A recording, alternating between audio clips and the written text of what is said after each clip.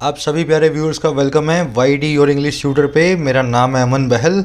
आज सुबह का द हिंदू का फर्स्ट एडिटोरियल क्रिप्टो करेंसीज पे जो लिखा गया है इसको हम पढ़ने वाले हैं। आर्टिकल लिखा गया है इंडिया में क्रिप्टो करेंसीज पे लगने वाले एक बैन पे, जिसके लगने के पूरे प्लान्स हैं गवर्नमेंट के द्वारा। अब देखो, इस आर्टिकल को आपको पढ़ना है अपनी बैंक एसएससी की तैयारी के हिसाब से, ठीक है। अगला आधा पौना घंटा आप क्लास में इन्वेस्ट करेंगे, आपको मिलेंगे क्वेश्चंस, ये आरसी के क्वेश्चंस हैं, है ना। ढंग से आर्टिकल पढ़ोगे तभी इनको रिप्लाई कर पाओगे। फिर आपको नीचे मिलेंगे वोकैब और ग्रामर के क्वेश्चंस। तो जो आप सीखने वाले हो ना, वही सबका सब यहाँ अप्लाई होगा। मैं चाहता हूँ मन से आप सीखो और 5 में से 5 मार्क्स को स्कोर करो, है ना। ये आपको मोटिवेशन होना चाहिए।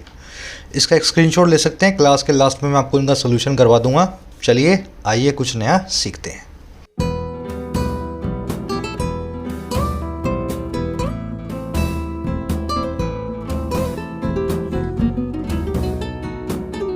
कह रहा regulation not ban on crypto currencies. कह रहे क्रिप्टो करेंसीज की बात कर रहे हैं, इनको बैन नहीं करना है, इनको हमें रेगुलेशन करना है, इनको हमें कंट्रोल करना है। तो आप इन पे कानून बनाओ, अच्छे से कंट्रोल करो, गलत कामों में ये यूज़ ना हो, ये तो आप कर सकते हो, लेकिन बैन करना आपके हक में नहीं है, नुकसान ही देगा। समझ गए। अब देखो ऐसा क्यों होगा, क्रिप्टो करेंसीज को बैन करना क्यों गलत होगा, मालूम चलेगा इसके टाइटल पैराग्राफ से। क्रिप्टो करेंसीज नाम के वर्ड को आप तोड़ के भी देख सकते हो। क्रिप्ट का मतलब होता है सीक्रेट, तहखाना, सीक्रेट, बेसमेंट, है ना। करेंसी का मतलब होता है, आप जानते हो, मुद्रा। तो ये सीक्रेट मुद्रा है, सीक्रेट करेंसी है। इसके बारे में किसी को नहीं पता है कहाँ से शुरू हुई थी, कौन इसको कंट्रोल करता है, इसीलिए इनको हम बोलते हैं क्रिप्टो करेंसीज, है ना, सीक्रेट करेंसीज। कह रहा है India should regulate trading of virtual currencies through monitored exchanges. कह रहे इंडिया को रेगुलेट करना चाहिए, इंडिया को कंट्रोल करना चाहिए। अच्छा भाई, किसको? ट्रेडिंग को, यानी लेने या देने को, खरीद फरोख्त को। और किसके? वर्चुअल करेंसीज के। क्रिप्टो करेंसीज वर्चुअल करेंसीज भी हैं, क्योंकि आपके हाथ में नोट नहीं होता है, जो भी पैसा है वो आपकी वॉलेट में रखा हुआ है, तो ये वर्चुअल करेंसी भी है। तो इंडिया को रेगुलेट करना चाहिए, कंट्रोल करना चाहिए वर्चुअल करेंसीज यानी कि क्रिप्टो करेंसीज की ट्रेडिंग, खरीद फरोख्त को। और ये काम होगा जरिए मॉनिटर्ड एक्सचेंजेस के। जैसे बॉम्बे स्टॉक एक्सचेंज है, शेयर मार्केट के लिए होता है, वैसे क्रिप्टो करेंसी के लिए भी एक्सचेंज बना दो, जिसको सरकार ही मॉनिटर करेगी, गलत काम उस पर ना हो सके।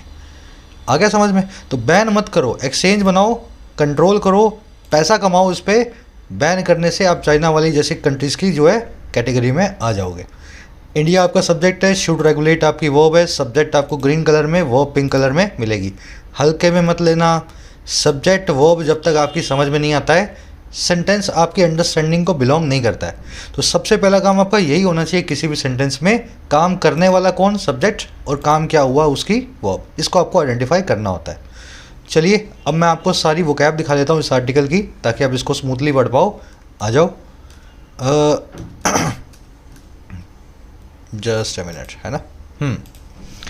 ये अपनी वोकैब शीट है, टेलीग्राम ग्रुप पे रखी है, रोज़ अपडेट होती है। इस ग्रुप से आप जाकर के इसको डाउनलोड कर सकते हो। इस ग्रुप को ज्वाइन करने का एक फ़ायदा ये भी है कि आपको सुबह में पता लग जाता है शाम को कौन सी एडिटोरियल आपको करवाएंगे, है ना। पीडीएफ भी मिल जाती है सुबह 7 बजे एडिटोरियल की। चलिए, पुराने वर्ड्स हैं कुछ: strike down, underscore, ambit, expedite, expedient, temptation and run afoul of. ये लास्ट वाले दोनों नए हैं, बाकी सब पुराने हैं। फटाफट सभी वर्ड्स को देखते हैं। स्ट्राइक डाउन आप जानते हो, फ्रेजल वर्ब है, किसी चीज़ को कैंसिल करना या इग्नोर करना। पहले सरकार ने ऑर्डर दिया कि ऐसा करेंगे, कोर्ट ने बोला कि ऐसा करेंगे, बाद में कोर्ट ने उस ऑर्डर को कैंसिल कर दिया, तो स्ट्राइक डाउन कर दिया, है ना। The court has struck down, strike, struck, struck, है ना। तो यहाँ पे स्ट्रक वर्ब की थर्ड फॉर्म है। The court has struck down the provision of reservation for Marathas for state government jobs. सरकार ने, कोर्ट ने स्ट्राइक डाउन कर दिया है, डिसरिगार्ड या कैंसिल कर दिया है उस कानून को, प्रोविज़न को, जो था आरक्षण का, रिजर्वेशन का, मराठाओं के लिए राज्य सरकार की नौकरियों में, गवर्नमेंट जॉब्स में, स्टेट गवर्नमेंट की। तो इस तरह से आप जो है स्ट्राइक डाउन नाम के फ्रेजल वर्ब को यूज़ करें। अब ध्यान से देखना, स्ट्राइक डाउन को सेट असाइड भी बोलते हैं, क्वैश, ले असाइड और एब्रोगेट भी बोलते हैं। ये वर्ड्स आपने बहुत बार देखे होंगे। एब्रोगेशन ऑफ धारा 370, है ना, सेट असाइड, क्वैश। चलो, अब स्ट्राइक डाउन को आप आज आर्टिकल में देखने वाले हो। फिर एक वर्ड अपने पास अंडरस्कोर, इसका मतलब होता है किसी चीज़ पे प्रकाश डालना, रोशनी डालना, हाईलाइट करना, सबके फोकस में लाना। The teacher underscore the need for hard work. Teacher ने सबके फोकस में लाया, अंडरस्कोर किया उस ज़रूरत को जो है मेहनत करने की, अंडरस्कोर करना। अब अंडरस्कोर के बहुत सारे सिनोनिम है, अंडरलाइन, इम्फसाइज, स्ट्रेस। एक और वर्ड है इसका सिनोनिम, एक्सेंचुएट। एक्सेंचुएट, किसी चीज़ पे इतना प्रभाव डालना, इतना प्रकाश डालना, इतना एम्फोसिस डालना कि वो हाईलाइट होकर के सबको दिखने लगे, एक्सेंचुएट। तो ये वर्ड आज आप जो है देखने वाले हो, अंडरस्कोर अंडरलाइन का सिनोनिम है। एक वर्ड और है अपने पास, एम्बिट। एम्बिट का मतलब होता है डोमेन या स्कोप, दायरा भी बोलते हैं इसको।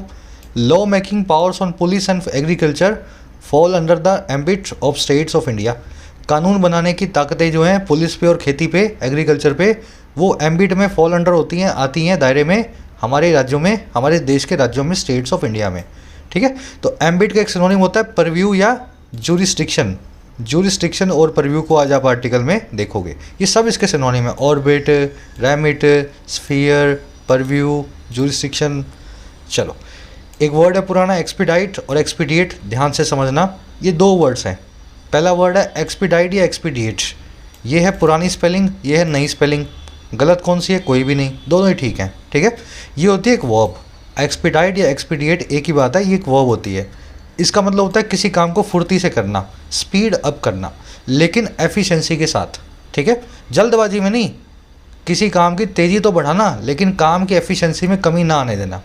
We need to produce more vaccines to expedite या expediate vaccination against the virus. हमें ज़रूरत है और वैक्सीन्स को प्रोड्यूस करने की, ताकि स्पीड अप कर पाएँ हमारे वैक्सीनेशन अभियान को वायरस के सामने अगेंस्ट द वायरस। तो यहाँ पे वैक्सीनेशन को एक्सपीडाइट किया जाएगा, तेज़ किया जाएगा, एफिशिएंटली उसको स्पीड अप किया जाएगा। इसको क्विकन, हेसन, रश थ्रू आप बोलते हैं। रश जो होता है ना, रश, वो नेगेटिव फॉर्म में यूज़ होता है। जल्दबाजी को बोलते हैं रश करना, जिसमें काम उल्टे सीधे होते हैं, वो होता है रश। तो एक्सपीडाइट का सिनोनिम तो है, लेकिन इसकी मीनिंग थोड़ी सी डिफरेंट है। अब ध्यान क्या देना है आपको, इस वर्ड को इस वर्ड से कंफ्यूज मत करना, एक्सपीडिएंट से। फिर सुन लो, वर्ड कौन सा पहला, एक्सपीडाइट, और ये कौन सा वर्ड है, एक्सपीडिएंट। एक्सपीडिएंट का मतलब होता है वाजिब, प्रैक्टिकल, जो सूटेबल है ना, जो लाजमी हो, वाजिब हो। A miser would not spend even when it is expedient to spend. एक कंजूस जो है, माइजर जो है, स्टिंगी जो है, कभी भी स्पेंड नहीं करेगा, यहाँ तक कि तब जब ये वाजिब हो स्पेंड करना। तो जहाँ पे ज़रूरत होती है ना खर्चा करने की, कंजूस वहाँ भी खर्चा नहीं करता है, इसीलिए उसको कंजूस बोलते हैं। The company is trying to apply its latest invention in an expedient way. Company कोशिश कर रही है कि अपनी सबसे नई इन्वेंशन को, खोज को अप्लाई करे एक वाजिब तरीके से, है ना, एक्सपीडियंट वे में। तो ये प्रैक्टिकल का एक सोल्यूशन का जो है सिनोनिम होता है एक्सपीडियंट। इस वर्ड को एक्सपीडाइट से, एक्सपीडिएट से कंफ्यूज मत करना। इसी तरीके से आप एग्जाम में फंसते हो, एक वर्ड ये आता है और दूसरा मिलता जुलता है, इसको समझ लिया है वही वाला वर्ड है, ऐसा होता नहीं है। चलिए, पुराना वर्ड है टेम्पटेशन। टेम्पटेशन का मतलब होता है अट्रैक्शन, किसी चीज़ के लिए आकर्षण। The fair was full of temptations for the little kids. जो मेला था वो फुल ऑफ आकर्षण था, टेम्पटेशन था छोटे बच्चों के लिए। तो टेम्पटेशन नाम के वर्ड को भी आज आप देखोगे, इसको एंटाइसमेंट या अलोरमेंट भी बोलते हैं। लास्ट एक वर्ड है, ये नया है, रन अफाउल ऑफ। देखिए, आपने सुना होगा कंप्लाई विद, अबाइड बाय, इन सब का मतलब होता है किसी चीज़ को फॉलो करना सख्ती से।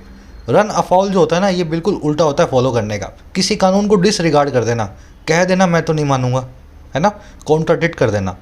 The new law on data privacy might run afoul of the right to privacy enshrined in the constitution. जो नया कानून है डेटा प्राइवेसी पे, हो सकता है वो डिसरिगार्ड कर दे, कॉन्फ्लिक्ट में आ जाए, कॉन्ट्राडिक्ट कर दे हमारे प्राइवेसी के राइट का, निजता के अधिकार का, जो बसा हुआ है, एनश्राइंड है हमारे संविधान में। आगे समझ में, रन अफाउल ऑफ, किसी चीज़ को मानने से मना कर देना।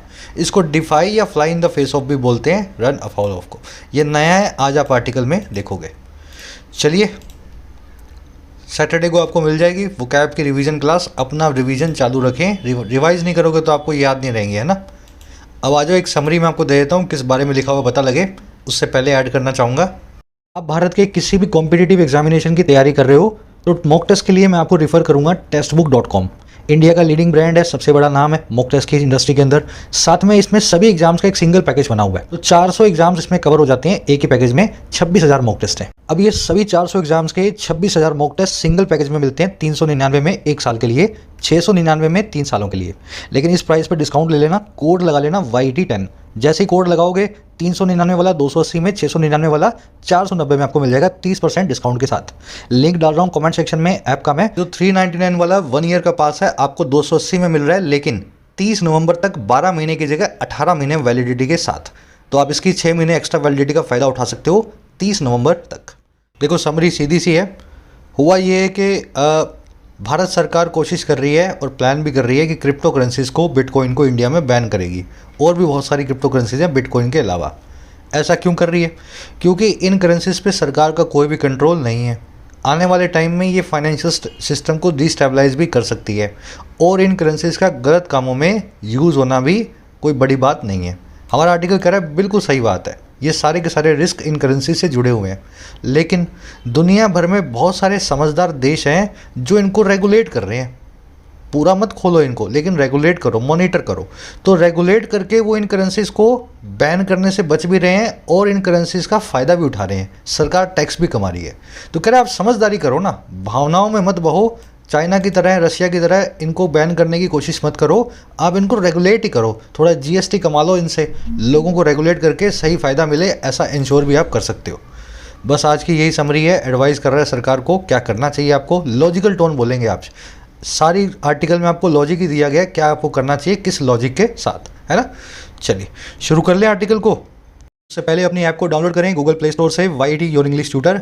इसी वीडियो के नीचे फर्स्ट कमेंट में इसका लिंक भी डाल रहा हूँ पिन कमेंट में। ऐप का फ़ायदा ये है कि आपको मिलेंगे यहाँ पे क्वालिटी कोर्सेज अफोर्डेबल प्राइसेस में, जैसे बेसिक से एडवांस्ड इंग्लिश राइटिंग का। हर कोर्स को मैं खुद डिज़ाइन करता हूँ, वीडियो में खुद ही बनाता हूँ। जैसे इस कोर्स में आपको सिखा रहा हूँ बिल्कुल बेसिक से एडवांस लेवल तक राइटिंग कैसे करनी है, ग्रामर इंक्लूडेड है, किसी भी एग्जाम के लिए कैसे लिख सकते हो, आपको यहाँ पे सिखाया जा रहा है। जब भी आप कोर्सेज ज्वाइन करते हैं आपको डे 1 से यानी फर्स्ट वीडियो से ही एक्सेस मिलेगा। इस कोर्स की कीमत है 699, आपको मिलता है 499 में YT 200 कोड को यूज़ करके। प्राइसेस बढ़ेंगे, जीएसटी लगना शुरू होने वाला है, उससे पहले फ़ायदा उठा सकते हो। बैंकिंग का कोर्स भी है, clerical PO, prelims plus mains. यहाँ पे मैं आपको प्रैक्टिस करवाता हूँ, जो आपने अभी तक सीखा है उसको कैसे पेपर के अंदर प्रैक्टिस करना है, हर तरह के क्वेश्चंस को कैसे सॉल्व करना है। इस कोर्स की कीमत है 199, आपको मिलता है 125 में YT कॉम्बो कोड को यूज़ करके। 10 दिनों की एडिशनल वैलिडिटी भी मिल रही है इसी कोड के साथ, है ना, यूज़ कर लेना इसको। SSC का कोर्स भी है, प्रीलिम्स का, बैंकिंग का प्रीलिम्स भी अलग से 50-50 रुपये में आप इनका फ़ायदा भी उठा सकते हो। ऐप रिलेटेड कोई भी क्वेरी हो इस नंबर पर व्हाट्सअप करें, आपको रिप्लाई मिल जाएगा। चलिए डिस्क्रिप्टिव का क्वेश्चन मैं आपको लास्ट में देता हूँ। कह रहा है 8 years after the RBI issued its first advisory cautioning holders of virtual currencies about the potential financial and security risks, and 2 years after the drafting a bill to ban cryptocurrencies, the government is set to introduce legislation that would, if passed, officially proscribe such currencies. सबसे पहले बता रहा है history क्या है crypto currencies और भारत सरकार के झगड़े की। कह रहा है 8 सालों के बाद, 8 years आफ्टर। किस चीज़ के भाई? जब RBI ने इशू किया था, लॉन्च किया था अपनी पहली एडवाइजरी को। एडवाइजरी का मतलब होता है सलाह। पहली सलाह को, पब्लिक एडवाइजरी को इशू किया था। अच्छा कौन सी एडवाइजरी थी? वो वाली एडवाइजरी जो क्वेश्चन करने वाली है, जो चेताने वाली है, जो वार्निंग देने वाली है। और किन को? होल्डर्स ऑफ वर्चुअल करेंसीज को, क्रिप्टो करेंसीज के मालिकों को, होल्डर्स को। अच्छा किस बारे में क्वेश्चन करती है? ये करती है, अबाउट लगा के बता रहा है, सारे के सारे फाइनेंशियल और सिक्योरिटी रिस्क के बारे में, जोखिमों के बारे में जो पोटेंशियल हैं, जो संभावित है। कह रहे इस घटना के 8 सालों के बाद RBI की इस वार्निंग के आने के। और कह रहे 2 सालों के बाद जब ड्राफ्ट हो गया एक बिल, और किस लिए? बैन करने के लिए क्रिप्टो करेंसीज को। तो 2013 में RBI की वार्निंग आई थी, 2019 के अंदर एक बिल बना था, ड्राफ्ट बिल। कह रहे इस घटना के 8 साल और इस घटना के 2 साल के बाद हुआ क्या? कह रहे 2019 में ना गवर्नमेंट जो है तैयार है इंट्रोड्यूस करने के लिए, लेकर के आने के लिए, ब्रिंग अबाउट करने के लिए, अशर इन करने के लिए एक ऐसा कानून, लेजिस्लेशन, जो कि दैट वुड इफ़ पास्ट, जो कि अगर पास हो गया, इफ़ पास्ट, वो वुड करेगा ऑफिशियली प्रोस्क्राइब, है ना, वो यहाँ पे वुड प्रोस्क्राइब। तो वो आधिकारिक तौर पे बैन कर देगा अगर पास हुआ, और किसको? ऐसी करेंसीज को। तो 8 सालों में RBI की मतलब इस एडवाइजरी के 8 साल के बाद और सरकार के बिल बनाने के 2 साल के बाद सरकार तैयार है एक ऐसा कानून बनाने को अब, जो कि ऑफिशियली क्रिप्टो करेंसीज को इंडिया में बैन लगाने वाला है। समझ में आ गया सेंटेंस? RBI की वर्ब है इश्यूड, गवर्नमेंट की वर्ब है इज सेट। सेट एक्चुअल में यहाँ पे एडजेक्टिव है, वर्ब तो आपकी इजी है यहाँ पे, लिंकिंग वर्ब। दैट की वर्ब है वुड प्रोस्क्राइब, दैट आया लेजिस्लेशन के लिए, इस कानून के लिए। पास्ट यहाँ पे एक एडजेक्टिव है। एडवाइजरी के लिए भी क्वेश्चनिंग एक एडजेक्टिव का काम कर रहा है। वो वाली एडवाइजरी जो क्वेश्चन करने वाली है, वार्निंग देने वाली है, एडवाइस करने वाली है किसी चीज़ के सामने।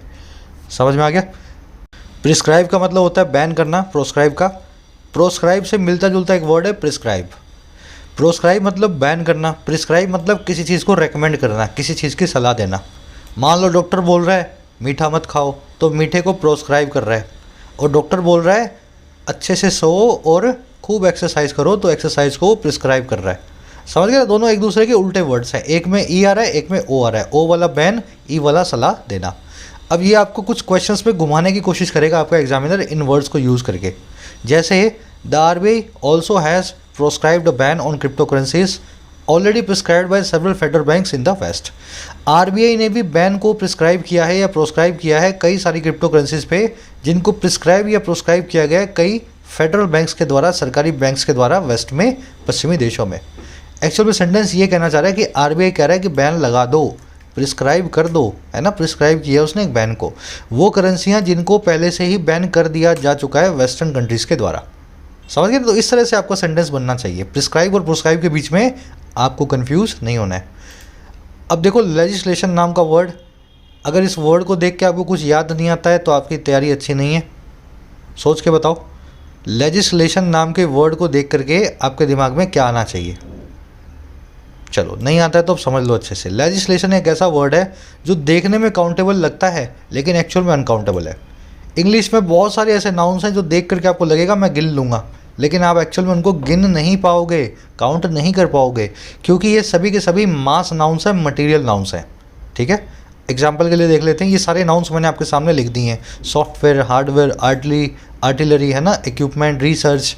आप बोल रहे हो सर 5 रिसर्च पब्लिश हुई हैं, तो रिसर्चिस नहीं होता। इन नाउन्स के आगे कभी भी एस आ ही नहीं सकता। ये नाउन्स हमेशा सिंगुलर रहेंगे, सिंगुलर वर्ब को लेंगे। मैं आपको एग्जाम्पल से दिखाता हूँ कैसे कन्फ्यूज़ करेगा आपको। I had 3 breads for the breakfast this morning. आज सुबह के नाश्ते में मैंने 3 ब्रेड खाई हैं। बिल्कुल ठीक है, हिंदी में तो बिल्कुल ठीक है, 3 ब्रेड खा के आया हूँ मैं आज, है ना। इंग्लिश में गलत है। इंग्लिश ये बोलती है कि ब्रेड एक मटेरियल नाउन है। ब्रेड को आप गिन नहीं सकते हो, ब्रेड को आप तोल सकते हो किलो में, 2 किलो में। तो अगर आप ब्रेड को खा रहे हो तो आप ब्रेड खाओगे, ब्रेड्स नहीं खा सकते। और जो आपने खाया है ना वो 3 पीसीज ऑफ ब्रेड्स थे। ठीक है, 3 पीसीज ऑफ ब्रेड्स थे। आगे समझ में? वैसे ही the student asked for some papers from the examiner. Student ने बोला थोड़े से पेपर दे दो, ब्लैंक पेपर, एग्जामिनर को। इंग्लिश बोलते हैं कि पेपर एक मास नाउन है। पेपर को आप काउंट नहीं कर सकते, पेपर को आप तोल सकते हो, है ना, मटेरियल है। तो पेपर के आगे एस मत लगाओ। जो बच्चे ने मांगा ना वो मांगा है pieces of paper, some pieces of paper. समझ रहे हो? पूरा मेरे ख्याल से समझ गए होंगे। PCs of bread and PCs of paper आपको ऐसा लिखना चाहिए, पीछे एस भी नहीं आना चाहिए। Grandpa gave him 3 valuable advices. दादाजी ने उसको 3 कीमती एडवाइस दी, है ना। एडवाइसेस इंग्लिश बोलती है कि सलाह सूचन को गिन नहीं सकते हैं, जो दिया गया है ना वो एडवाइस है, और सम 3 वैल्यूबल पीसीज ऑफ एडवाइस दी है उसको। आगे समझ में? बस इसी तरीके से आपको बढ़ना है। All of these equipments are to be sold. सारे के सारे उपकरण बेचे जाएंगे। उपकरण तो बेच दोगे लेकिन उपकरणों के ग्रुप को बोलते हैं इक्विपमेंट। इसके आगे एस नहीं आता, तो यहाँ लिख दो पीसीज ऑफ इक्विपमेंट। चलो अब देखने वाली चीज़ क्या है, इसी के साथ में एडिशनल आपको बता देता हूँ मैं, एक और चीज़ भी है देखने वाली। हाँ, पीसीज तो आप लगा ही सकते हो, लेकिन ब्रेड के लिए आप पीसीज के साथ साथ लोफ्स और स्लाइसिस भी लगा सकते हो। ये सिर्फ ब्रेड के लिए ब्रेड स्पेसिफिक वर्ड्स हैं। पीसीस तो सभी के साथ आएगा, इन नाउन्स में सभी के साथ पीस आ सकता है, लेकिन ब्रेड की बात हो तो लोफ या स्लाइस नाम का वर्ड भी यूज़ किया जा सकता है। उसी तरीके से अगर पेपर की बात हो तो पीसीस तो आएगा ही आएगा, इसके साथ साथ आप शीट या लीफ नाम का वर्ड भी यूज़ कर सकते हो। 3 पीसीस, शीट्स या लीव्स। आगे समझ में? चलो लास्ट वाला मैं आपके लिए छोड़ रहा हूँ, सेंटेंस को ध्यान से समझो। लेजिस्लेशन आप देख चुके हो कैसा नाउन है, इसके आगे एस आएगा या नहीं आएगा आप समझ चुके हो। सब लोग इसको ट्राई दो कमेंट सेक्शन में। Several new legislations are under the courts judicial scrutiny. कैसे इस सेंटेंस को करेक्ट करके या इम्प्रूव करके लिखा जाए, डालो कमेंट्स में, कोशिश किया करो, है ना। चलो आगे बढ़े। पढ़ते पढ़ते साथ में अपने अगर फॉर्मूला रिवाइज कर लोगे, कॉन्सेप्ट रिवाइज कर लोगे, तभी इस क्लास का आपको फ़ायदा मिलेगा मैक्सिमम। कह रहा है its concerns appear to be the risk associated with crypto currencies including their potential use for money laundering and financing of illegal activities. कह रहे हैं जो सरकारी चिंताएं हैं, इट्स कंसर्न्स हैं, सरकार की चिंताएं हैं, दिखाई देती हैं वो वाले जोखम, वो वाले रिस्क जो जुड़े हुए हैं क्रिप्टो करेंसीज़ के साथ। तो सारी चिंता सरकार को यही है कि क्रिप्टो करेंसीज़ में बहुत सारे रिस्क हैं। अब कह रहा है कौन कौन से रिस्क हैं भाई, जिसमें शामिल है इनका संभावित उपयोग, पोटेंशियल इस्तेमाल, और किसके लिए, मनी लॉन्ड्रिंग के लिए, ब्लैक मनी को वाइट मनी करने के लिए, और फाइनेंस करने के लिए, इलीगल एक्टिविटीज़ को, गलत कामों के लिए पैसा देने के लिए। तो सरकार को बस यही डर है कि कहीं इसको ब्लैक से वाइट मनी ना करना पड़ जाए, मतलब होने ना लग जाए क्रिप्टो करेंसीज, और इलीगल एक्टिविटीज़ में यूज़ ना होने लगे। कंसर्न्स की वो appear associated with higher risk के लिए, वो वाले रिस्क जो जुड़े हुए हैं। पोटेंशियल का मतलब है संभावित, लाइकली या पॉसिबल, है ना, प्लॉसिबल। मनी लॉन्ड्रिंग मतलब ब्लैक मनी को वाइट मनी करना। चलो आगे बढ़े। अपीयर के बाद में टू बी क्यों आया, मेरा आप सभी से सवाल है। Its concerns appear to be the risk क्यों लिखा गया है, बिना टू बी के रिस्क भी तो लिखा जा सकता था। सोचो ज़रा, दिमाग लगाओ अपना। चलो अब सिस्टमेटिकली समझो। अगर लिंक वर्ब आपको मिल जाए किसी भी सेंटेंस में और उसके बाद में नाउन या एडजेक्टिव जो होना भी चाहिए, होता भी है लिंक वर्ब्स के बाद, तो बीच में टू बी को रखा जा सकता है, और इनफैक्ट ये रखना प्रिफर्ड है। आप रखोगे तो और अच्छा है। जैसे द लेजिस्लेशंस सीम कॉन्ट्रोवर्शियल, सारे के सारे कानून हमें सीम होते हैं कॉन्ट्रोवर्शियल, दिखाई देते हैं बड़े ही कॉन्ट्रोवर्शियल। सीम यहाँ पे एक लिंक वर्ब है। मैं आपको लिंक वर्ब्स की लिस्ट दिखा दूँ। चलो ये है लिस्ट ऑफ लिंक वर्ब्स, इसमें आपको सीम भी मिल जाएगी कहीं पे, है ना, मिल गई ना सीम। अगर लिंक वर्ब आपको मिल जाए तो उसके बाद में टू बी को लगाया जा सकता है। तो यहाँ पे सीम के बाद में लिखो टू बी कॉन्ट्रोवर्शियल। अच्छा ये लगाना है कि नहीं लगाना, लगाओगे तो प्रिफर्ड है, ज़्यादा अच्छा लगा हुआ ही मिलेगा आपको ज़्यादा जगह पे, है ना। तो टू बी को यहाँ पे लगाना अच्छा लगेगा, नहीं लगाओगे तो भी काम चल जाएगा। योर आइडिया साउंड प्रैक्टिकल, आपके आइडिया साउंड करते हैं बहुत ही व्यवहारिक। बात ठीक है, साउंड भी एक लिंक वर्ब है। लिंक वर्ब्स के बाद में क्या लगाना होता है, टू बी को लगाया जा सकता है। यहाँ लिख दो टू बी प्रैक्टिकल। बस यही फॉर्मूला है छोटा सा, याद रहेगा हमेशा। अपीयर के बाद में टू बी क्यों आया, आ जाओ आगे। कह रहा है the risk investors and consumers face in dealing with these so called currencies given that they are neither a store of value nor are they a medium of exchange and the ostensible threat they pose to financial stability are also key factors. कह रहे जो risk हैं जो कि consumer और investor face करते हैं निपटने में, डील विद करने में, इन सभी सो कॉल्ड करेंसीज से। सो कॉल्ड मतलब ऐसी कही जाती हैं कि ये करेंसीज हैं, सरकारें तो नहीं मानती हैं। आप और मैं थोड़े से जिद्दी हुए हैं, हम इसको करेंसी बोलने लगे हैं, एक्चुअल में करेंसी है नहीं है। कह रहे जो सारे जोखिम जो है ना जिनको कंज्यूमर फेस कर रहे हैं इस सो कॉल्ड करेंसी को डील विद करने में। कह रहा देखते हुए इस चीज़ को गिवन दैट कि वो ना तो हैं, नीदर तो हैं स्टोर ऑफ वैल्यू, किसी भी वैल्यू का स्टोर, इनमें कोई भी वैल्यू नहीं है। अगर आप क्रिप्टो करेंसीज को ले जा करके किसी सरकार को दोगे, सरकार बोलेगी क्या करें इसका जी, इसमें कोई वैल्यू हमें दिखाई नहीं देती। और ना ही वो एक मीडियम ऑफ एक्सचेंज है, ना ही ये कोई वैल्यू को एक्सचेंज करने वाले हैं, है ना। मतलब कोई भी करेंसी नोट की पावर इनमें है नहीं। इस चीज़ को देखते हुए कह रहा और उस थ्रेट को देखते हुए ऑस्टेंसिबल है जो बड़ी जाहिर है, जग जाहिर है, जो कि ये पोज भी करते हैं, खड़ी भी करते हैं फाइनेंशियल स्टेबिलिटी के लिए। कह रहे ये दोनों चीज़ें हैं ना, कौन कौन सी, ये वाले रिस्क और ये वाली थ्रेट, ये दोनों जो चीज़ें हैं ये ऑल्सो की फैक्टर्स हैं, बहुत ही महत्वपूर्ण कारक है। तो सरकार सिर्फ इन चीज़ों से नहीं डरी हुई, सरकार इन चीज़ों से भी डरी हुई है कि इस इन्वेस्टर्स कंज्यूमर्स का पैसा भी खोया जा सकता है और इनके अंदर कोई पैसे की वैल्यू तो होती नहीं है, कोई दुनिया की सरकार इनको लेने को तैयार नहीं होगी वापस। और ये सारी फाइनेंशियल की स्टेबिलिटी को, हमारे कंट्री के फाइनेंशियल स्टेबिलिटी को रिस्क भी खड़ा कर सकते हैं। ये चीज़ों से सरकार डरती है और इनको बैन करना चाहती है। आगे सेंटेंस समझ में, रिस्क और थ्रेट दोनों की वर्ब है आर, कंज्यूमर्स इन्वेस्टर्स की वर्ब है फेस, दे की वर्ब है आर, दे आया है इन्हीं लोगों के लिए और यहाँ पे दे आया करेंसीज के लिए, दे पोज टू, है ना, दे पोज टू। अब आओ सेंटेंस में देखने वाली चीज़ें बहुत कुछ है।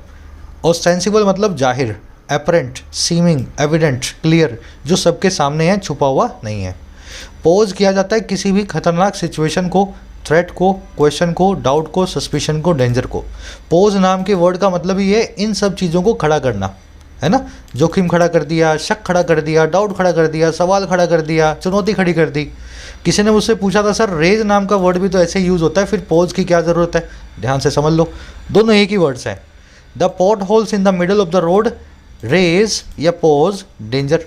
जो पॉट होल्स हैं, जो गड्ढे हैं सरकार सड़क के बीच में, वो डेंजर को खड़ा करते हैं। रेज भी ठीक है, पॉज भी ठीक है इस केस में। अब देखो दूसरा कौन सा केस है जिसमें पॉज का ही यूज़ हो पाएगा, रेज का नहीं हो पाएगा। The potholes in the middle of the road raise या pose danger to the lifes of the consumers या कम्यूटर्स। जो गड्ढे हैं वो डेंजर को खड़ा करते हैं ज़िंदगियों के लिए आने जाने वाले लोगों की। तो पॉज को तब यूज़ किया जाता है जब किसी के सामने रिस्क, डेंजर, सस्पिशन को खड़ा किया जाए। आगे समझ में? ये टू वाला जो फ्रेज है ना, टू वाला फ्रेज, इसको देख करके आप यहाँ पे सिर्फ पोज को ही यूज़ कर पाओगे। Raise danger to the life नहीं कर सकते, pose the danger to the life आप ऐसा कर सकते हो। समझ गए ना? चलो ये फ़र्क होता है रेज और पोज में। आगे बढ़ते हैं। Deal with, content with, grapple with, put up with, tackle with, सबका मतलब है किसी से निपटना। याद रखने की एक ही चीज़ है, पुट के बाद में अप आता है, पुट अप विद, है ना, पुट विद नहीं होता, पुट अप विद, और टैकल के बाद में विद नहीं आता।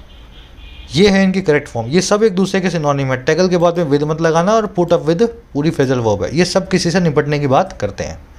चलिए और आगे बढ़ते हैं। गिवन दैट आप जानते हैं ऑलरेडी, बहुत बार कर चुके हैं, आज फिर से इस पर टाइम वेस्ट नहीं करेंगे, है ना। क्लासेस को रेगुलरली लिया करो, सारे कॉन्सेप्ट वहाँ पे आपके क्लियर होंगे। कह रहे PM Modi had in a video address to Sydney dialogue earlier this month said it is important that all democratic nations work together on this, यानी कि crypto currencies, and ensure it does not end up in wrong hands.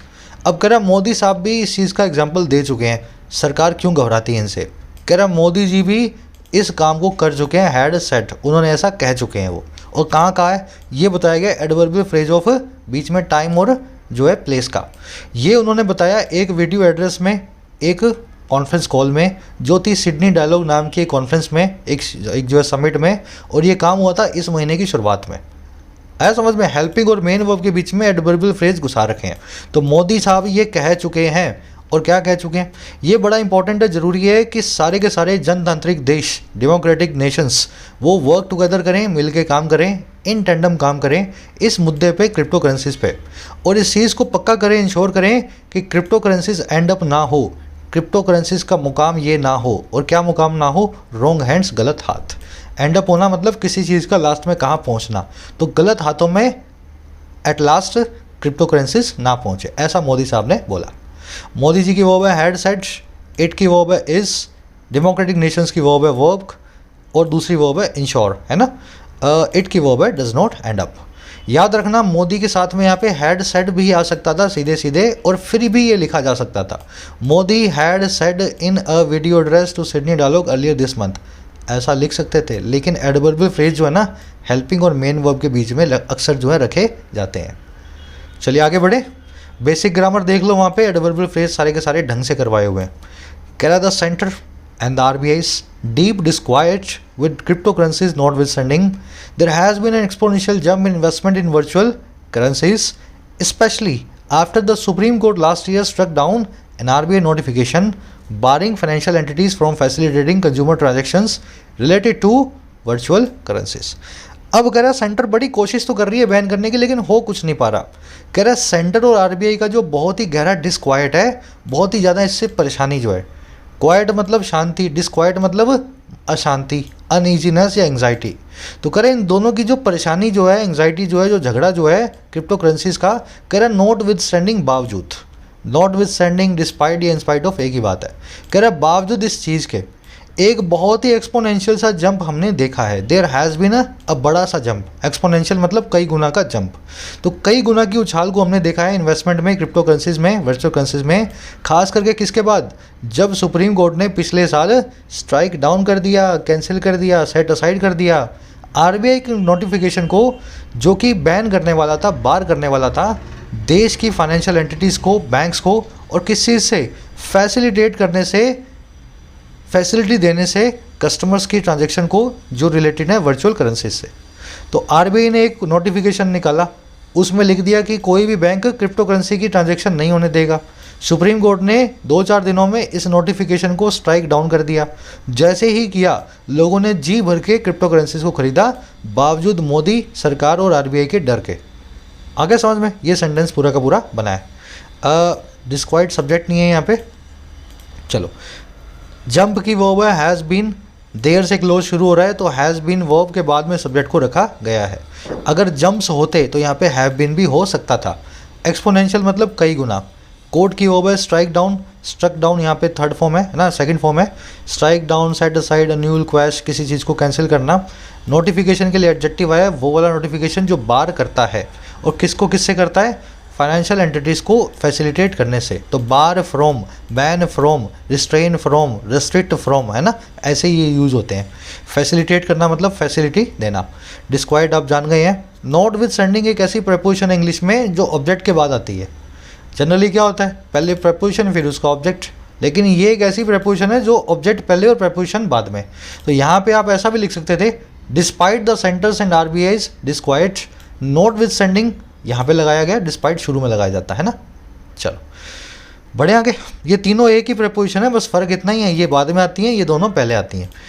कह रहा है industry estimates now peg crypto currencies holdings in India at about 40,000 crore, held by about 15 million investors, and advertising trends show an upsurge in ads promoting brands associated with investment in virtual currency। कह रहा है industry estimate करती है, अभी industry estimate जो है, industry के जो अंदाज हैं वो पैग करते हैं। पैग का मतलब होता है किसी चीज़ का अंदाज लगाना, एस्टिमेट करना। तो कह रहे हैं इंडस्ट्री के जो अंदाजे हैं वो अंदाज लगाते हैं क्रिप्टो करेंसी की होल्डिंग का इंडिया में लगभग 40,000 करोड़ पे, जो कि हेल्ड बाय है, जिसकी मालिक हैं लगभग 15 मिलियन इन्वेस्टर्स, 1.5 करोड़ इंडियंस। और कह रहा है एडवर्टाइजिंग जो ट्रेंड है ना वो दिखाते हैं एक बढ़त को, अपसर्ज को एड्स में, जो प्रमोट कर रही हैं ब्रांड्स को, उन ब्रांड्स को जो जुड़ी हुई हैं इन्वेस्टमेंट से वर्चुअल करेंसीज के अंदर। तो इंडस्ट्री के एस्टिमेट्स अभी यही दिखाते हैं कि यहाँ पे 40,000 करोड़ लोगों ने क्रिप्टो करेंसीज में लगा रखा है, लगभग 1.5 करोड़ लोगों ने मिल करके इंडिया के अंदर। और एडवर्टाइजिंग के ट्रेंड अगर आप देखो तो सबसे ज़्यादा ऐड आ रही है क्रिप्टो करेंसीज की, सबसे ज़्यादा पैसा देने वाली एड्स भी क्रिप्टो करेंसीज की होती हैं, है ना। तो बहुत सारी आप क्रिप्टो करेंसी एड जो है यूट्यूब पर भी आपको देखने को मिल जाएंगी, अब सर्च से आपको देखने को मिल रहा है, समझ गए। एस्टिमेट्स की वो है पैग एट, पैग एट मतलब एस्टिमेट एट, किसी चीज़ को कहाँ पे एस्टिमेट करते हो, पैग एट या एस्टिमेट एट से आप बताते हो। हेल्ड मतलब रखा गया, है ना, मालिक बना, जिस चीज़ के आप मालिक हो पजेस करते हो, हेल्ड करते हो आप। ट्रेंड्स की वो है शो, अप सर्ज, अप टिक, अप स्विंग, सभी के सभी बताते हैं बढ़त को, इंक्रीज़ को। प्रमोटिंग यहाँ पे एड्स के लिए आया है, वो वाली प्रमोट एड्स जो प्रमोट करती हैं। और एसोसिएटेड विद एडजेक्टिव है जो ब्रांड्स के लिए आया है, वो वाली ब्रांड्स जो जुड़ी हुई हैं। चलिए आगे बढ़े। क्रिप्टो में भी इतनी एड्स आ रही हैं, मेरे पास भी रोज़ मेल्स आती हैं कि सर हमारी क्रिप्टो करेंसी कर दो, और अंधा पैसा दे रहे हैं लोग, पता है आपको। 5-5 मिनट की ऐड के 50-50 हज़ार रुपये देने को तैयार हैं, कोई भी बस इनकी ऐड करे और उनकी क्रिप्टो करेंसी बिक जाए। लेकिन हम लोग तो नहीं करते हैं, एडुकेटर्स हैं, वैसे आपको एड्स बहुत मिलेंगी क्रिप्टो करेंसीज की। चलो, कह रहा that the ground has shifted since an inter ministerial committee set up to study the issues related to virtual currencies first postponed the ban in 2015-2019 is beyond doubt. अब बता रहा है कि कैसे माहौल चेंज हो रहा है, मोदी जी को डर लगता है, आरबीआई को लगता है, लेकिन हवा कैसे बदल रही है। कह रहा है दैट, ये बात की, ग्राउंड हैज़ शिफ्टेड, वक्त बदल चुका है। ग्राउंड हैज़ शिफ्टेड का मतलब होता है बड़ा सा रेडिकल चेंज आना। कह रहा है बहुत बदल चुका है बहुत चीज़ें। और कब से, जब से एक इंटर मिनिस्ट्रियल कमेटी जो सेटअप की गई थी, इस्टेब्लिश की गई थी पढ़ने के लिए, स्टडी करने के लिए उन इश्यूज़ को जो रिलेटेड है वर्चुअल करेंसी से। कह रहा है जब इस कमेटी ने पहली बार प्रपोज किया था एक बैन को 2019 में, इन 2019। कह रहा है ये बात की बहुत कुछ बदल चुका है इस बैन के रिकमेंडेशन के बाद। कह रहा है ये बात जो है ना, ये इज़ है बियॉन्ड डाउट, डाउट के परे। आया समझ में। तो 2019 में बैन के लिए एक सरकारी संस्था बैठी थी, उसने बोला था बैन लगा दो, लेकिन 2021 में बहुत कुछ बदल चुका है। दैट की वर्ब है इज़, ग्राउंड की वर्ब है हैज़ शिफ्टेड, कमेटी की वर्ब है प्रपोज्ड। सेटअप यहाँ पे एक एडजेक्टिव है, वर्ब की थर्ड फॉर्म है। वो वाली कमेटी जो सेटअप है, सेट V1 V2 V3 एक ही होती है इसकी, है ना, तो ये वी की थर्ड फॉर्म है। सेट को इस्टेब्लिश करना भी बोलते हैं, सेटअप को ले डाउन भी करना बोलते हैं। जो वो कमेटी जो सेटअप या इस्टेब्लिश्ड है। चलो आगे बढ़ते हैं। ध्यान रखना बियॉन्ड डाउट, इसका एक सिनोनिम होता है out of question. Beyond doubt का मतलब है आउट ऑफ क्वेश्चन, जिस चीज़ पे आपको डाउट ही नहीं है। ठीक है, आपसे पूछा किसी ने एग्ज़ाम कैसा गया, पास हो जाओगे, आपने बोला आउट ऑफ क्वेश्चन, मेरी सक्सेस पे कोई डाउट ही नहीं है, मैं तो 100% होऊंगा। अब इसका बिल्कुल उल्टा है आउट ऑफ द क्वेश्चन। इसका मतलब है कोई चीज़ ऐसी है जो ऑलमोस्ट इम्पॉसिबल है। आपसे किसी ने पूछा सक्सेस, वो सारा सक्सेस तो आउट ऑफ इम्पॉसिबल है, मेरी आउट ऑफ द क्वेश्चन है, मैंने बिल्कुल भी तैयारी एग्जाम में नहीं की थी। तो पहला वाला बताता है आपकी शॉर्ट सर्टेनिटी को, दूसरा वाला बताता है कि आप नेगेटिव आउटकम के लिए सर्टेन है। ये पॉजिटिव के लिए, द वाला नेगेटिव के लिए, दोनों एक दूसरे के एंटोनिम्स हैं। बढ़े आगे, चलो। कह रहा from the emphatic assertion in the panels report that no country across the world treats virtual currencies as legal tender to a situation where earlier this year El Salvador, admittedly a small and heavily indebted nation, officially declared Bitcoin as legal tender. Much has changed in the adoption of private currencies, virtual currencies worldwide. अब कह रहा है कैसे चीज़ें change हुई हैं, कह रहा है यहाँ से फ्रॉम, कहाँ से हुई, इस एम्फेटिक असर्शन से। असर्शन का मतलब होता है स्टेटमेंट, एम्फेटिक मतलब जिसमें एम्फोसिस हो, जिसमें जोर दिया जाए। कह रहा है इस जोर दे करके, जो जोर के साथ दी हुई असर्शन से लेकर के, स्टेटमेंट से लेकर के जो आई थी पैनल की रिपोर्ट में, ऊपर वाला पैनल, और असर्शन क्या थी कि कोई भी कंट्री जो है पूरी दुनिया में ट्रीट नहीं करती है, no country treats virtual currencies को लीगल टेंडर की तरह, सरकारी मुद्रा की तरह। कह रहा है इस सिचुएशन से लेकर के, है ना, कहाँ तक, अब टूल का बता रहा है, एक ऐसी सिचुएशन तक जहाँ पे इस साल की शुरुआत में अल सल्वाडोर, जो कि मानना पड़ेगा एडमिटेडली एक बहुत ही छोटा और बहुत ही ज़्यादा कर्ज में डूबा हुआ, है ना, हैविली इंडेटेड नेशन भी है। कह रहे जब एल सल्वाडोर ने आधिकारिक तौर पे ऑफिशियली डिक्लेयर कर दिया बिटकॉइन को लीगल टेंडर, बना दिया बिटकॉइन को सरकारी करेंसी। कह रहे यहाँ से लेकर के यहाँ तक मच हैज़ चेंज्ड, बहुत कुछ बदल चुका है अडोप्शन में प्राइवेट वर्चुअल करेंसीज को लेकर के वर्ल्ड वाइड। कैसे इनको अडोप्ट करेंगे, कैसे इनको लागू करेंगे। तो पैनल में भी लिखा गया था रिपोर्ट में 2019 में कि ये जो है ना करेंसी जो है एकदम स्कैम है ना, कोई भी दुनिया की करेंसी, गवर्नमेंट जो है इन करेंसीज को मान्यता नहीं देती है। कह रहा है यहाँ से एक ऐसी सिचुएशन पैदा हो गई है वहाँ से कि इस साल जो है एल सल्वाडोर ने इसको एक सरकारी करेंसी घोषित कर दिया है। कह रहा है बहुत कुछ बदल चुका है इसी बीच के अंदर, जैसे पूरी दुनिया इन करेंसीज को किस तरीके से ट्रीट करती है, कैसे इनको अडॉप्ट करती है। आगे समझ में, ये फ्रॉम और टू को पकड़ना यहाँ पे ज़रूरी है, फ्रॉम और टू को। नो कंट्री की वर्ब है ट्रीट्स, एल सल्वाडोर एक कंट्री का नाम है, इसकी वर्ब है डिक्लेयर्ड, और मच की वर्ब है हैज़ चेंज्ड। एम्फेटिक मतलब एम्फोसिस वाली, असर्शन मतलब एक स्टेटमेंट जिसमें आपने फर्म स्टेटमेंट दी हो, मजबूती भरी स्टेटमेंट। अक्रॉस द वर्ड को द वर्ड ओवर या ऑल ओवर द वर्ड भी बोल सकते हैं, कल ही बताया था मैंने आपको। एडमिटेडली मतलब मानना पड़ेगा, एडमिट किया जा सकता है। इंडेप्टेड मतलब कर्ज में डूबा हुआ, है ना। लीगल टेंडर मतलब सरकारी करेंसी, ऑफिशियल करेंसी। चलिए आगे बढ़ते हैं। मच और ऑल जब इंडिपेंडेंट प्रोनाउन बन के आएँ तो इनके बाद में सिंगुलर वर्ब आती है। मच और ऑल जब इंडिपेंडेंट प्रोनाउंस बन के आएँ इनके बाद में सिंगुलर वर्ब आती है। ध्यान से समझना, इस इंडिपेंडेंट प्रोनाउन नाम के वर्ड पे थोड़ा सा समझने की कोशिश करना, ठीक है। All of the milk has या हैव बीन स्पिल्ड, सारा का सारा मिल्क जो है स्पिल किया जा चुका है। देखो यहाँ पे ऑल इंडिपेंडेंट नहीं है, ऑल जुड़ा हुआ मिल्क से, सारा का सारा दूध जो है ना जो है गिर चुका है, स्पिल हो चुका है। ऑल यहाँ पे इंडिपेंडेंट नहीं है, मिल्क से जुड़ा हुआ है, डिपेंडेंट है मिल्क पे। इस केस में मिल्क के हिसाब से वर्ब आएगी। मिल्क क्या है, एक अनकाउंटेबल नाउन है, तो वर्ब आएगी सिंगुलर। समझ गए ना, इंडिपेंडेंट केस की बात कर रहे हैं हम। यहाँ पे ऑल जो है डिपेंडेंट है मिल्क पे, तो यहाँ पे मिल्क के हिसाब से वर्ब आ गई हैज़। यहाँ देखो all of the girls has या have applied for the job, सभी लड़कियों ने जॉब के लिए अप्लाई किया है। यहाँ भी ऑल इंडिपेंडेंट नहीं है, ऑल लड़कियों से जुड़ा हुआ है, सारी लड़कियों ने अप्लाई किया है, तो यहाँ पे लड़कियों के हिसाब से वर्ब आएगी। लड़कियाँ काउंटेबल नाउन है, प्लूरल है, तो हैव। समझ रहे हो मैं क्या कहना चाह रहा हूँ। जब ये इंडिपेंडेंट हो तब इसको सिंगुलर वर्ब देनी ही देनी है। अब देखो ऑल इज़ या आर नॉट वेल टुडे, सब कुछ आज अच्छा नहीं है। यहाँ पे ऑल किसी से नहीं जुड़ा हुआ, ये एक इंडिपेंडेंट प्रोनाउन है, ऑल ऑफ नहीं लिखा हुआ। इस केस में सिंगुलर वर्ब लगा दो, all is not well, all is well, all is not well, है ना, ऐसे ही चलना चाहिए। मच इज़ वेल या मच इज़ नॉट वेल। वैसे ही मच इज़ या are going on in my life, बहुत कुछ मेरी ज़िंदगी में चल रहा है। तो यहाँ पे मच भी एक इंडिपेंडेंट प्रोनाउन है, तो यहाँ पे इज़ आपको लगाना है, आर को नहीं लगाना है। इसको देखो, we invited 30 guest to the dinner, all has या हैव अराइव्ड, हमने 30 मेहमानों को डिनर पे बुलाया, सभी के सभी आ चुके हैं। ध्यान देना, आप बोलोगे सर ऑल इंडिपेंडेंट है, यहाँ पे हैज़ लगा जाता हूँ, आपने तो बताया ऑल ऑफ जब लिखा हो तब वो डिपेंडेंट हो जाता है, यहाँ पे ऑल ऑफ तो नहीं आ रहा। लेकिन मेरे भाई ये ऑल गेस्ट के लिए आ रहा है, सेंटेंस की रिक्वायरमेंट को समझ लेना, ऑल क्या काम कर रहा है। यहाँ पे ऑल जो है ना अपने आप ही गेस्ट की बात कर रहा है। हमने 30 को बुलाया था, सभी के सभी आ चुके हैं। गेस्ट एक प्लूरल नाउन है, यहाँ पे ऑल गेस्ट के हिसाब से हैज़ नहीं, आपको लगाना चाहिए हैव। इंडिपेंडेंट अपने मीनिंग में भी होना चाहिए, है ना, खाली ऑल ऑफ की बात नहीं है, अपना मीनिंग भी इंडिपेंडेंट रखे तभी उसको सिंगुलर वर्ब देनी है। तो ऑल हैव आएगा, यहाँ पे हैज़ मत लगाए ना। बढ़े आगे। यही वो क्वेश्चन है जिनकी वजह से आपके इंग्लिश में मार्क्स नहीं आ रहे, है ना, यही वो कॉन्सेप्ट्स हैं। रट्टे मत मारा करो, रूल को समझ लो, कॉन्सेप्ट समझ लो, ताकि पेपर में तुम्हें याद रहे, है ना। बिल्कुल ऐसा होना चाहिए इंग्लिश आपके लिए, जैसे आप पहाड़ा भूल जाते हो ना, टेबल भूल गए आप 35 की पेपर में, तो आप 35 की टेबल को बना भी तो सकते हो ना खुद से। तो उसी तरह से इंग्लिश का कॉन्सेप्ट आप अगर भूल भी जाओ तो आप खुद से बना पाओ, इस तरह से आपको प्रिपेयर करना है।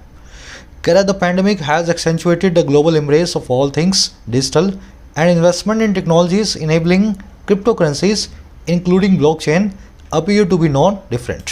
कह रहा पैंडमिक ने एक्सेंचुएट कर दिया है, अंडरस्कोर कर दिया है, सबके फोकस में ला दिया है सारी दुनिया के एम्ब्रेस को, सारी दुनिया के गले लगाने के काम को, सभी थिंग्स को जो है डिजिटल। तो दुनिया ने हर डिजिटल चीज़ को एम्ब्रेस किया है, गले लगाया है, और पैंडमिक ने इस चीज़ को अंडरस्कोर किया है। और कह रहा जो इन्वेस्टमेंट है टेक्नोलॉजी में, वो वाली जो इनेबल करती हैं क्रिप्टो करेंसीज को, जिसमें शामिल है ब्लॉकचेन टेक्नोलॉजी, कह रहा है ये इन्वेस्टमेंट जो है अपीयर होती है, दिखाई होती है, बिल्कुल भी डिफरेंट नहीं। तो दुनिया भर जो है ब्लॉकचेन टेक्नोलॉजी में बहुत सारा पैसा भी इन्वेस्ट कर रही है। तो ऐसे वक्त बदलता जा रहा है। पैंडमिक की वर्ब हैज़ एक्सेंचुएटेड, एम्ब्रेस का मतलब है अडॉप्शन, स्पाउजल, किसी चीज़ को गले लगाना, किसी चीज़ को समझ गए ना, अपनाना। इन्वेस्टमेंट की वर्ब है अपीयर, अपीयर लिंक वर्ब है, अपने बाद में टू भी ले सकती है। इनेबलिंग मतलब जो आपको इनेबल करे, एम्पावर करे, ताकत दे। टेक्नोलॉजी के लिए इनेबलिंग नाम का एडजेक्टिव हमने वर्ब के एनजी फॉर्म यूज़ किया है। Correct, Canada, Japan and Thailand permit the use of virtual currencies as a payment method, with some jurisdictions regulating them as a digital asset and others as a commodity। कह रहा है ये तीनों ही देश permit करते हैं, अलाउ करते हैं इस्तेमाल को वर्चुअल करेंसीज के पेमेंट मेथड के तौर पे। अब दुकान पे जाओ, दूध वूध लाओ, क्रिप्टो करेंसी से पेमेंट करे आओ, है ना, पेटीएम की जगह। तो ये तीनों कंट्रियाँ बोलती कि कर लो इनको यूज़। कह रहा है और यहाँ पे कुछ जुरिस्डिक्शन जो हैं, कुछ परव्यू जो अधिकार क्षेत्र जो हैं, एरिया ऑफ अथॉरिटी हैं, रेगुलेट करते हैं उनको डिजिटल असेट के तौर पे, और कुछ रेगुलेट करते हैं उनको कमोडिटी के तौर पे। तो कई जगह तो ये डिजिटल असेट है, एक वॉलेट की तरह काम करता है, और कई जगह आप इसकी खरीद फरोख्त कर सकते हो, जैसे मार्केट में शेयर खरीदते हो। ऐसा हो रहा है इन तीनों कंट्रीज़ के अंदर। तीनों की वर्ब है permit, plural noun, plural verb. Jurisdiction आप जानते हैं, एरिया ऑफ अथॉरिटी, परव्यू, अधिकार क्षेत्र, रेगुलेटिंग एक एडजेक्टिव है। अब बात करेगा बाकी की। कह रहा है Canada and the US closely monitor virtual currencies activity to ensure they do not run afoul of laws on financial crimes, with the former also earning tax revenue on transaction. कह रहा है ये दोनों कंट्रियां जो है क्लोजली मॉनिटर करती हैं virtual currency की एक्टिविटी को, इस चीज़ को पक्का करने के लिए कि ये रन अफॉल ऑफ ना हो, ये करेंसीज डिसरिगार्ड ना करें किसको, सारे लॉज को, सारे कानूनों को, और किस पे, फाइनेंशियल क्राइम्स के मामले में। और कह रहे ये काम हो रहा है पहले वाले के, फॉर्मर के, कनाडा के साथ ही साथ अर्न करने के टैक्स रेवेन्यू को इन ट्रांजेक्शन्स पे। तो कनाडा यूएस में बस यही इंश्योर किया जाता है कि ये करेंसीज गलत कामों के लिए यूज़ ना हो, क्लोजली मॉनिटर किया जाता है, और कनाडा तो इन पे ट्रांजेक्शन पे पैसा भी, रेवेन्यू भी कमा रहा है। आ गया समझ में। इन दोनों की वर्ब मॉनिटर, दे आया है इन दोनों के लिए। दे की verb do not run afoul of, run afoul of, defy, fly in the face of, मतलब कानून को ना मानना, और ये तीनों कानून को सख्ती से फॉलो करने की बात करते हैं। तो ये तीनों और ये तीनों आपस में एक दूसरे के एंटोनिम है, ठीक है ना। Run afoul of, defy, fly in the face of. Former आया पहले वाला यानी कि कनाडा। कह रहा all things given, India should eschew the temptation to join China in proscribing virtual currencies and instead aim to tightly regulate their trading through monitored exchanges and earn revenue.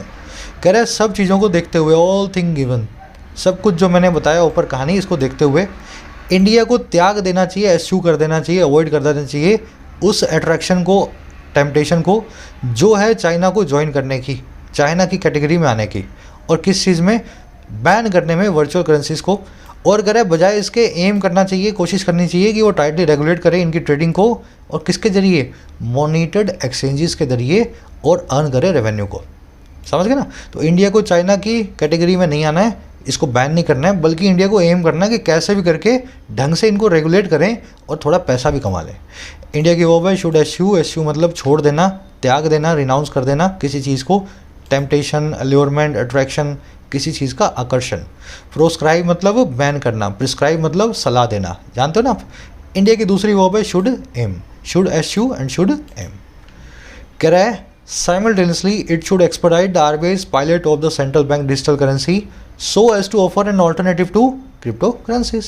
कह रहा है साथ ही साथ उसी वक्त simultaneously इसको एक्सपेडाइट करना चाहिए। एक्सपेडाइट जानते हो ना, किसी चीज़ को फास्ट करना, क्विक करना, इसको तेज़ी में लाना चाहिए आरबीआई के पायलट को। पायलट का मतलब होता है एक इनिशिएटिव या एक्सपेरिमेंट। तो आरबीआई का जो एक्सपेरिमेंट है या पहल जो है, पायलट जो है, और वो किसका, सेंट्रल बैंक की डिजिटल करेंसी का, इसको भी इंडिया को फास्ट लाना चाहिए ना, एक्सपेडाइट करना चाहिए। और ये काम क्यों करना है, इस मकसद से सो एज टू कि वो ऑफर करे एक ऑल्टरनेटिव को, एक विकल्प को क्रिप्टो करेंसीज के। आ गया समझ में। तो आरबीआई अपनी खुद की करेंसी भी लॉन्च करने वाला था, फटाफट कर दे उसको, ताकि बिटकॉइन का एक सेफ ऑल्टरनेटिव इंडियंस को मिल सके। इट की वर्ब शुड एक्सपेडाइट। एक्सपेडाइट का मतलब होता है चीज़ों को तेज़ बनाना, पायलट मतलब एक्सपेरिमेंट, ऑल्टरनेटिव मतलब विकल्प, है ना, choice, so as to, in order to, in a bid to, with a view to. चारों बताते हैं किस मकसद से किस काम को किया जा रहा है। इन चारों को ही आप यहाँ पे रख सकते थे सो एज टू की जगह पे। ध्यान ये रखना है कि विद अ व्यू टू के बाद में बेस फॉर्म नहीं आती, तो आप यहाँ क्या यूज़ करेंगे, वर्ब की आईएनजी फॉर्म को। याद है ना, with a view two plus में वर्ब की आईएनजी फॉर्म और बाकी तीनों के बाद में वर्ब की बेस फॉर्म। एक्सपेडाइट और एक्सपीडियंट अलग वर्ड्स हैं। एक्सपीडियंट का मतलब क्या होता है, ऊपर बताया था अभी, वाजिब, है ना, जो चीज़ ज़रूरी है वाजिब है एक्सपीडियंट। इजी आर्टिकल था, फुल ऑफ लर्निंग लेसन्स था। ऊपर एक एरर मैंने यहाँ पे छोड़ी थी जानबूझ के, आपसे डिस्कस करना भूल गया। लेजिस्लेशंस लिखा था, यहाँ पे लेजिस्लेशंस नहीं आना चाहिए, यहाँ पे लिखो द पीसीज ऑफ लेजिस्लेशन, है ना। तो ये लेजिस्लेशंस गलत होता है, कहीं भी इस वर्ड को आप यूज़ ना करें। आ जाओ अपने क्विज़ पे आज के फटाफट से। थोड़ी सी वीडियो लंबी हो रही है क्योंकि वोकैब, क्विज़, एवरीथिंग जो अपने इंक्लूड करने की कोशिश कर रहे हैं। अब यहाँ पे और लंबा नहीं खींचूंगा मैं। 5 क्वेश्चंस आपको आते हैं। पहले में पूछा गया कौन सी कंट्री में क्रिप्टो करेंसीज किसी भी तरीके से इस्तेमाल नहीं होती है। अभी ध्यान से देखोगे तो आपको समझ में आ जाएगा, है ना। आर्टिकल पढ़ लो, कहाँ पे ये बैन हो गई, कहाँ पे नहीं हुई, आप देखते ही बता दोगे कौन सा ऑप्शन आपका आंसर है। सेकंड वाले में आपसे पूछा गया है इंडियन गवर्नमेंट का क्रिप्टो करेंसीज को बैन करने के लिए कौन सा रीज़न इनमें से नहीं है, याद रखना, नहीं है ना। तो 4 रीजन्स आपके सामने हैं। अगर आर्टिकल आपने ध्यान से पढ़ा है तो चारों रीजन में से एक रीज़न आपको गलत मिलेगा, उस रीजन का बैन से कोई भी कनेक्शन नहीं है। नीचे कमेंट्स में डाल रहा हूँ, फर्स्ट कमेंट में आंसर है, वहाँ से चेक कर लेना। थर्ड और फोर्थ में आपको 2 एरर्स मिलेंगी, आप चेक करके मुझे बताओ आर्टिलरीज कैसा नाउन है, और दूसरा आपको बताना है एक्सपेडाइट वर्ड को क्या मैंने सही तरीके से यूज़ किया है या नहीं किया। कमेंट सेक्शन में आंसर है, वहाँ से चेक कर लो। और लास्ट वाले में आपको बताना है मच के बाद में किस तरह का वर्ब यूज़ किया जाए। मच यहाँ पे इंडिपेंडेंट है या डिपेंडेंट है ना, और इंडिपेंडेंट होता है तो कैसी वर्ब यूज़ होती है। चलिए 5 के क्वेश्चंस फर्स्ट कमेंट में है, हिंट के साथ। आपको कितना स्कोर मिला आउट ऑफ 5 मुझे ज़रूर से बताएं कमेंट सेक्शन में। आपका डिस्क्रिप्टिव का क्वेश्चन ये है, क्रिप्टो करेंसीज को इंडिया को कैसे रेगुलेट करना चाहिए, क्या पूरा बैन लगा करके या फिर इसको कंट्रोल करके, इसको अपने फेवर में इस्तेमाल करके। 3 सेंटेंसेस में लिखने की कोशिश करो, कमेंट सेक्शन में पोस्ट करो अपने आंसर्स को, है ना। रोज़ लिखा करो, लिखने से आपकी राइटिंग अच्छी होती है। मुलाकात होगी नेक्स्ट सेशन में। एक लाइक और एक शेयर ज़रूर से देना। कोर्सेज रिलेटेड कोई भी क्वेरी हो इस नंबर पे आप व्हाट्सअप कर सकते हैं, आपको रिप्लाई मिल जाएगा। Until then, signing